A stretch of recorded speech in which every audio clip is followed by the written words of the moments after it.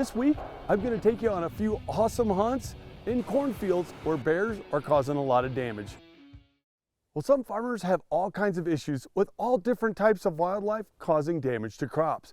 Bears, elk, deer, antelope, turkey, it's a delicate balance. But this week, we're going to share with you some awesome hunts we did in some cornfields in Colorado where the bears were causing a lot of damage. The plus is we harvested some beautiful bears that were going to taste great and had loads of fat on them. The other plus is that the farmers didn't have to apply to the Division of Wildlife for crop damage because we were there trying to take care of it. Well, ever since we lost spring bear seasons in Colorado, in a lot of areas of Colorado, we've had bear damage issues and a lot more bear-human conflicts. Sadly, game wardens in Colorado have to euthanize, that's a nice way of saying kill, a lot of bears every year in Colorado.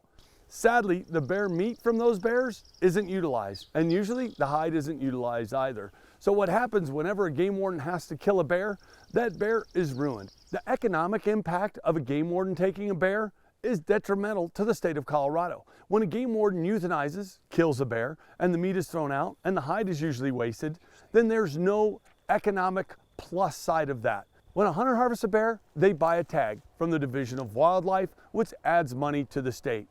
That meat is usually taken to a meat processor, and it's consumed by the hunter and his family or friends. The hide is usually taken to a taxidermist, and then there's a beautiful trophy on the wall as well. So it's pretty easy to see why it's beneficial for a hunter to harvest an animal as opposed to one being killed and wasted. You know, to me, it's a lot about respect for wildlife, and to me, the largest form of respect you can pay to an animal is utilizing it. Utilizing the meat, utilizing the hide, and also a beautiful memory that will carry on for literally sometimes generations in the family of hunters that harvested that bear.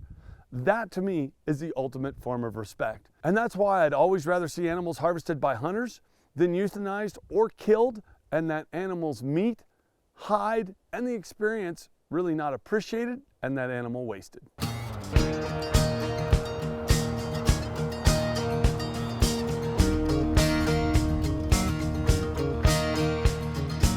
Well, I got a call from a local farmer that said they had run 10 different bears out of one small cornfield, and could I come help out?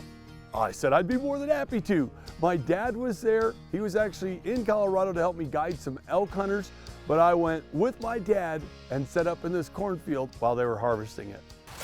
All right, well, the reason the bears are here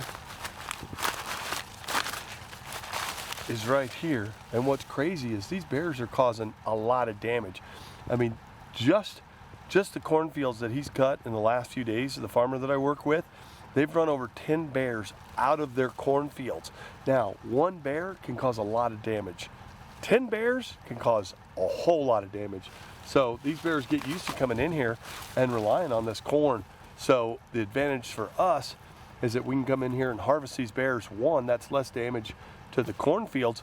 Two, it's a great eating bear. They're fat, they're large bears, but we're trying to keep them out of this corn. So that's the goal. Hope we get one while we're here. I ended up taking an absolutely beautiful bear that ended up going about 330 pounds. It was a monster, and we were pretty dang excited. Not only did we get to share that experience together, but we also had some great bear meat, some fat we could render, and a beautiful hide as well. Was that awesome? That was awesome. And what was cool, one shot, man. You knocked this big boy down with one shot. Out of a 6'5" awesome Creedmoor with a 147 grain bullet. That was the cool thing. But you know, just making sure I had a clear shot. But these bears cause a ton of damage to these guys. And this bear was causing a ton of damage. There's been other bears in this corn, and they lose a lot of money to bear damage. But this is a big boar. Look at the size of the head on that bear. And I don't know if you can see the canines on that guy, but that's a big mature bear. We'll try and put him on a digital scale, as I'm curious what he weighs. But if I was to guess, I'm gonna say that's a 250 pound, 300 pound. I'd go higher than 250. I'm gonna say a 300 pound black bear, which is huge.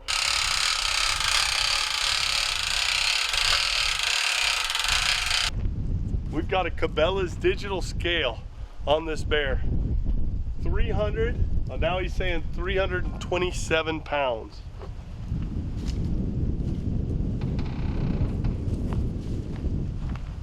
So if you're curious what a 327 pound black bear looks like, that would be it.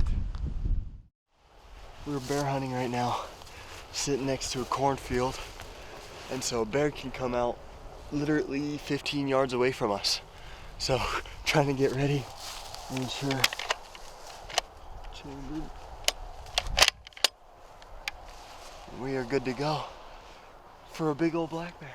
Me and all three boys went out to set up to see if Trent and Jeb could get a bear. Well, Jeb and his girlfriend Laura were set up on one side of the cornfield, Seth was in the middle videoing, and me and Trent were set up on the other side of the cornfield. Well, me and Trent were waiting, seeing if we could get a shot at a bear, and then all of a sudden, we heard a shot.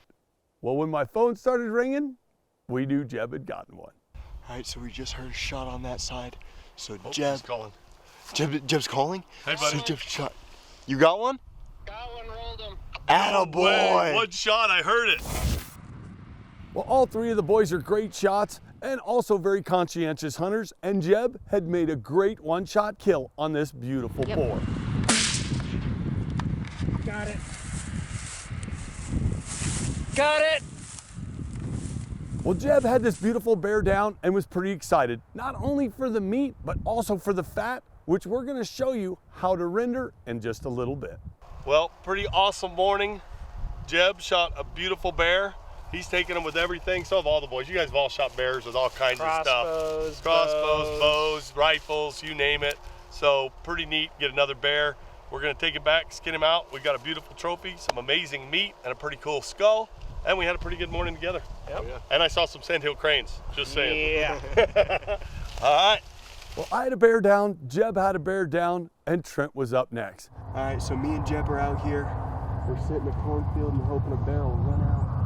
And so, got the loophole VX6HD. See if we can get it done.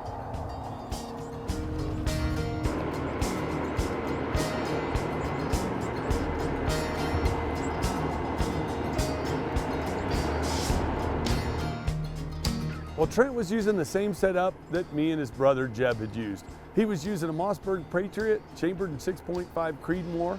It was topped with a loophole. He was using a death grip to hold it steady, so he had a steady shot. And he was using a Hornady round with an ELDX bullet.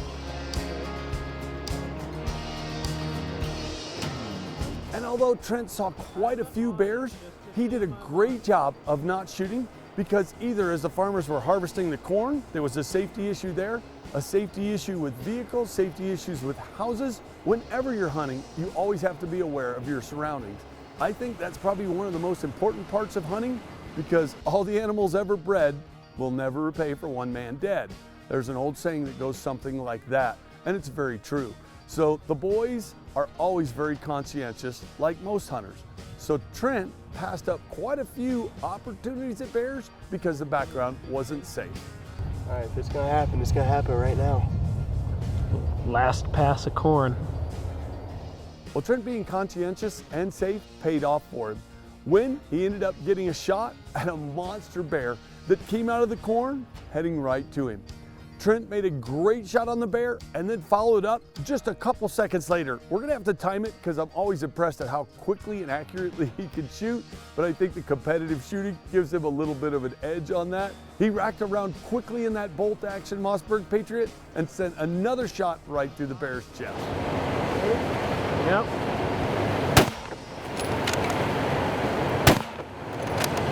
Good shot. Yep.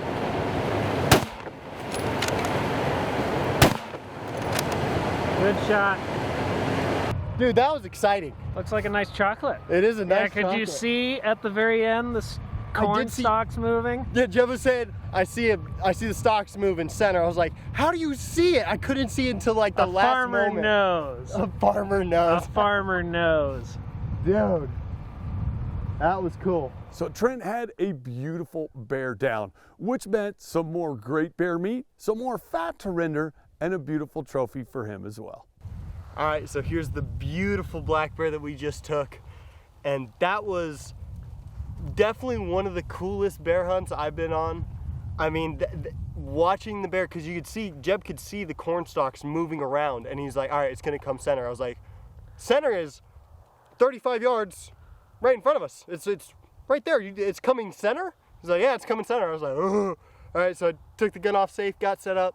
Bear came out, looked right at us. First shot, center punch in the chest. Took off to the right, put another in him, rolled him, chambered another, put another in him just to make sure he was down. But that was a cool hunt. We were set up just on a little bit of a hill. Got the bog death grip set up. And I mean, steady. I'm a little bit excited, just a little bit. Well, this bear was so big, it took me, my dad, Jeb, Seth, and Trent to load this big rascal up. And then it was time to do a little cleaning. Well, we just put this monster that Trent shot, and what did he say? What did the scale say? 279. 279 pound. That is a big, beautiful, mature black bear. We're gonna get tons of not only roast, but some bear fat off this guy. And Trent's gonna have a beautiful trophy as well. Pretty dang cool. Nice job, buddy. Good shooting. Thank you. Good shooting.